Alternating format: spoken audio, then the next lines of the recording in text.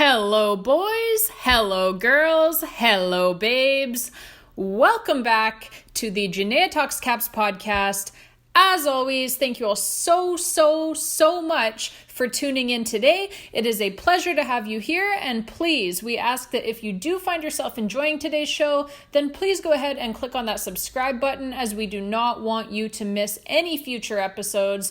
We have got tons of content coming up here at Jenaya Talks Caps for however long this Washington Capitals season is going to last for, which right now, as it stands right now, looks like it could possibly include the Stanley Cup Playoffs, folks.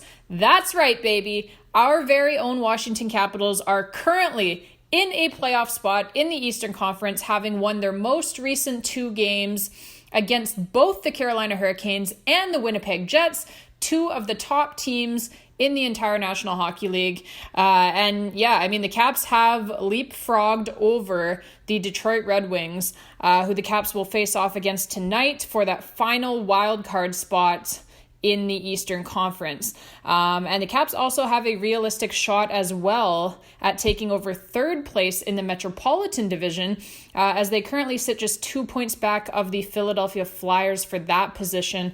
But the Caps also have not one but two games in hand over the Philadelphia Flyers as well. And the Caps also hold an inside track on the tiebreaker currently as well, having the same number of regulation wins as the Flyers already, despite having played two fewer games than the Flyers. And for what it's worth, the Caps also hold the tiebreaker over the Red Wings currently as well, pretty handily, in fact, with 28 regulation wins to Detroit's 25. And again, they have played one less game than the Red Wings have in order to get to that total. So as of right now, like I said, currently, the Washington Capitals do have that inside track on a trip to the Stanley Cup playoffs. And wouldn't that be something? This is something that few pundits around the NHL thought was going to be possible for them, right, at the outset of this season.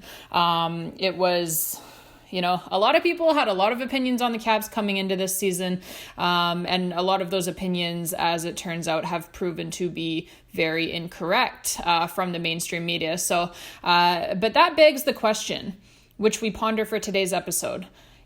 If the Washington Capitals do make the playoffs this season, then is Spencer Carbery your coach of the year in the NHL? Because I think at the very least, the question has to be asked, right? Like, if the Capitals make the playoffs, then his name needs to at least be added to the conversation. Because, I'm still, for the most part, hearing most of the mainstream media outlets talking about all of the same usual suspects that they've been talking about since the beginning of the season, right?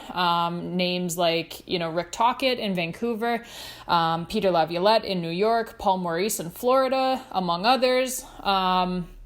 And while it would obviously be, very deserving for any of those guys, but I just think that, with the exception of maybe Rick Tocchet in Vancouver, but all of those teams had very high expectations coming into this season, right? Based on their team's rosters, all of those teams are pretty much, like I said, with the exception of Vancouver, all of those teams are pretty much exactly where you would expect them to be in the standings based on the talent level of their respective rosters, right? So to me, it's what's more impressive, right? Living up to expectations or greatly exceeding everyone's expectations? Because I don't know, it's just I don't know how some of these media members, quite frankly, can look at themselves in the mirror right now. How do you come out before the season has even started and say that there's absolutely not a snowball's chance in hell that this Washington Capitals team is going to make the playoffs? How can you say that and then look at where they are in the standings right now, and how can you say that Spencer Carbery is not coach of the year then, or at least one of the leading candidates for it, right? You as a media member can only pick one of those things, right? You only get to have one of those opinions, because the two of them together don't jive together at all. It's pretty simple. Either you were right before the season and this is not a playoff caliber roster, right? Which would make Spencer Carbery a pretty damn good candidate for coach of the year in that case. Or Maybe Carbery isn't coach of the year, but then that would mean that this roster is a hell of a lot better than you thought that it was.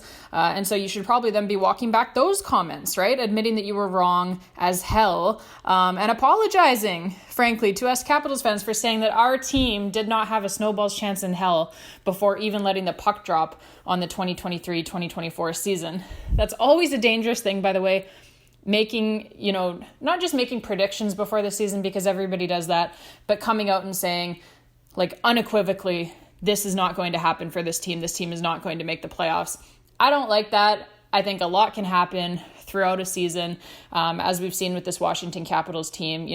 The young kids coming up, coming in, they've gelled a lot with the veterans on this team, and it's a really good team right now. It really is. And hey, just so you guys know, my opinion is that it's actually quite a lot of both. It's both of those things. I think it is both that Spencer Carbery is a phenomenal coach who gets the best out of his players.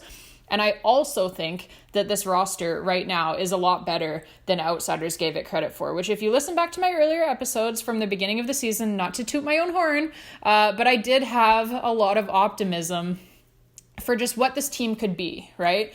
And a lot of that was tied to these young players who were coming up, who I had seen enough of in Hershey to know that they were very good hockey players. And like sometimes these NHL pundits, if you will, they don't watch these kids until the day that they're actually in the National Hockey League, right? But us hardcore Caps fans, if you will, those of us who have paid attention not only to the Caps, but also to the Hershey Bears over the years as well, we knew, right? Like we knew that we were going to be just fine here. We knew that it might take a season or, half of a season or somewhere in between for these kids to get comfortable at the NHL level, but we knew that ultimately we were going to be just fine. And that's what we're seeing right now. And by the way, that's where Spencer Carbery deserves a ton of credit as well. And it's one of the things that I think is a good argument for him as coach of the year is that it's not always easy to help young players adjust at the NHL level, right? Like we certainly saw that from Peter Laviolette during his time here, was that these young players were kind of stuck under Peter Laviolette during his time here, because I've got news for you, like Connor McMichael, Hendrix Lapierre, Alexei Protas, Beck Malenstein, all of these kids were exactly this talented when Peter Laviolette was here too. He just chose not to use them. He chose not to develop them. And I'll give him a pass on Ivan Miroshnichenko because Miro, he couldn't sign his entry-level contract until Laviolette was already out the door here. But the rest of these kids, like he had them available at his disposal last season. And he chose not to use them. And we suffered for it last season. But yeah, for Spencer Carbery, the development and integration of these young players into the lineup and into bigger roles has absolutely been key to this team's success. And if you look at it, like the Washington Capitals came into this season with Nicklas Backstrom and Evgeny Kuznetsov as their top two centers on paper. And if you had told anybody that halfway through the season, both of those guys are going to be gone, but that the Caps are actually going to be doing much better without them, whoever you said that to probably would have had you committed, quite frankly. But it's been true. It has. Like the Caps have two young guys in Connor McMichael and Hendrix Lapierre up the middle right now at that center ice position who have taken over that ice time, and they are absolutely excelling with it. And that's a credit to them as players, of course, but it is also a credit to their coach in Spencer Carbery. And you name it for the adversity that the Caps have had to deal with this season, right? Like I've already mentioned, the probably career-ending injury with Nicklas Backstrom. That one still hurts a lot. And then the roller coaster ride of, endless drama and bullshit on ice and off ice with Evgeny Kuznetsov. He gets traded. And there's been countless other injuries to other guys as well all season long. At the time of the trade deadline, there were at that time only 2 goal scorers on this team. And Anthony Mantha was one of them. And then he gets traded. He's gone. So yeah, Kuznetsov out the door, Mantha out the door, as well as obviously Joel Edmondson as well. But yeah, so those guys are gone. Now Tom Wilson gets suspended during what's probably the most important stretch of games of the entire season as well. So now he's gone too. And hey, I mean, if you want to, you could probably even throw in the fact that your $25 million goaltender has spent the entire season not being able to stop a goddamn beach ball. That probably counts as a decent bit of adversity for the rest of the team too. And yet they keep winning hockey games. And it is with Spencer Carbery pushing all of the right buttons at all of the right times here. Just two recent perfect examples of that, of pushing the right buttons at the right times. So first, the game against the Hurricanes, right? The coaching staff had wanted to give Charlie Lindgren a night off to get some rest, which I understand, as the dude has played a lot of hockey recently. But unfortunately, that meant that they are then entrusting their net to Darcy Kuemper, who, as has been well documented by myself and by others, he has been god-awful all season long. And so, now just so everyone knows as well, and just so there's no confusion, which of your goaltenders, and I'm just bringing this up because I've seen this online a lot. I've seen people commenting on this, like, why did Carbery start Kuemper in this game? Just so everyone knows, and like I said, so that there's no confusion, which of your goaltenders is going to start any given game on any given night, that usually is a decision that is made by the goaltending coach, not by the head coach. And so that's one of the reasons, why you employ that guy, your goaltending coach, is that he is supposed to have his pulse on how each guy is feeling on ice and off ice. And so the head coach of any NHL team, of most NHL teams anyway, is usually leaving that up to his goaltending coach to tell them, hey, this guy's starting tonight, right? But after 2 periods, folks, against the Carolina Hurricanes, head coach Spencer Carbery, he had clearly seen enough. And so he opted to yank Darcy Kuemper from that game, and he puts in Charlie Lindgren to start the third period with the Caps being down in the game. And the Caps, as you know, they would respond to Carbery's decision. They would come back and they would win that game, securing another massive 2 standings points for themselves in the process. And Carbery said after the game that he just felt like, with some of the goals that Kuemper was letting in, not the greatest goals that were being let in, and that he could just feel it, right? Like he gets a sense of that on his bench. He could just see it on the faces of his players on the bench that his team was getting demoralized, right? They were, and that he needed to do something to give them a chance to come back and win that hockey game. And so he pushed the right button at the right time once again, and they respond, like I said, with a massive comeback and a massive victory. Recent example number 2, the very next game against the Winnipeg Jets. The Caps, they had played their way to a 0-0 tie with the Winnipeg Jets after 40 minutes, which, you would think, like, if you're tied 0-0 with the Winnipeg Jets after 40 minutes, you're doing okay, right? Like, they're a pretty good hockey team. But Carbery, like, he knew at that point that they were just one bad bounce away from potentially losing that hockey game and losing the 2 standings points as they got ready for the third period. So instead of being satisfied with a 0-0 hockey game and potentially a crapshoot of a third period, like I said, Carbery went into the locker room during that second intermission and he challenged his players to play a whole lot better. Now, obviously, I'm not in the locker room, and so I'm not privy to exactly what was said. But I have played hockey since I was 4 years old. I've been in a lot of locker rooms. I have a pretty good idea of what was probably said, and I got the vibe as well from listening to the players after the game, and from listening to Carbery himself as well, that it was a bit of a, wake the fuck up. We can play a lot better than this. And if we don't play a lot better than this, then we are going to lose this game in the third period. It was that type of speech, right?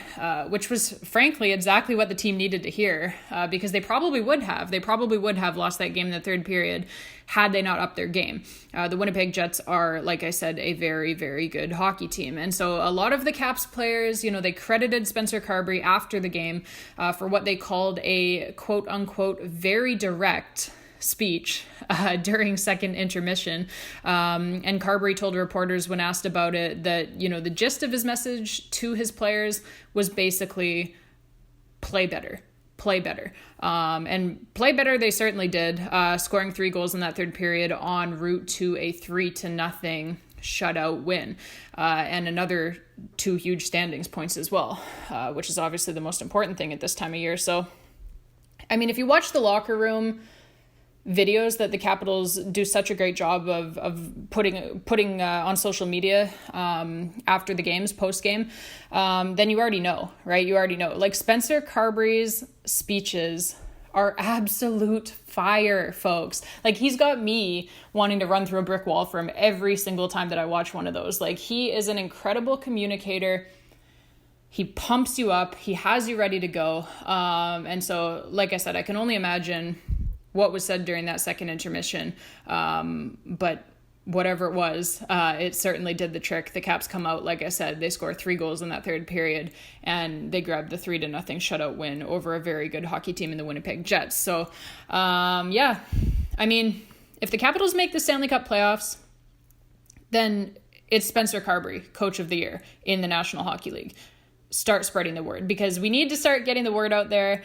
Because seriously, I mean, like, first half of the season, right? Like, it was pretty obvious that this team was going through growing pains, right? Like, adjusting to a new coach, a new system, a whole lot of new young players getting their first real taste of NHL action as well. But then the second half of the season here, like, you literally can't recognize this team from the beginning of the season. Seriously, like, it is 2 completely different hockey teams when you look at the Caps from the first half of the season to how they're playing now in the back half of the season. Like, everything stat-wise has gotten way, way, way better all across the board. The offense, for one thing, is scoring over a full goal per game more during the second half than it was during the first half. The power play, if you remember, was at about 5% for much of the first half of the season. But during the second half, it's clicking at nearly 35%. Like, that is an incredible turnaround. I saw a stat today that it basically was saying that if the Caps keep this up on the power play up until the end of the season here, which at this point now is only 12 more games to go, they would be the first team in NHL history that had a power play. I believe the stat was that had a power play that was below 10% at the halfway mark of the season. They would be the first team in NHL history to then finish that season with their power play being over 20% for the season. So, like, to get to your power play numbers for the season as a whole being over 20%, when you started after 41 games, after the first half of the season, you were below 10%. Like, it's not like you're just coming to work now and, you know, clicking at 20%. No, you have to be way, way, way above that to get that number for the season as a whole to be above 20% after you started the first half of the season being under 10%. So, yeah, I mean, it's been an incredible turnaround, and great job by the entire coaching staff, not just Spencer Carbery, Kirk Muller as well, who runs the power play. But yeah, I mean, clicking at nearly 35% in the back half of the season here. And, you know, the goal differential as a whole as well was terrible during the first half of the season. And as such, you know, it still does appear terrible on paper now. But in reality here, like, during the second half of the season, the team has posted a very healthy positive goal differential. And so, like, this is the type of turnaround, these are the things that we care about as we head toward playoff time, right? Because these are the things that are going to get you into the playoffs. And these are the things that are going to allow you to do some damage once you get there. So, Spencer Carbery, Coach of the Year, like I said, you heard it here first. All right, Caps fans, that is all I have got for you for this one. If you can't tell, I am amped up for this game tonight against the Detroit Red Wings. I hope you all are as well. It is a big one. Massive 2 points on the line tonight. And yeah, I wanted to thank you all again so much for listening. And please, Like I said, if you haven't already done so, do not forget to subscribe to our podcast so that you will get all of the latest content here. Our show is available across all major podcast platforms, so you can listen and subscribe on whichever platform that you normally would, whichever one that you like to use. And we appreciate it so much. We appreciate all of you so much. You all have a phenomenal day. Enjoy the game against the Red Wings tonight, and I will chat with you next time, babes. Let's go, Caps.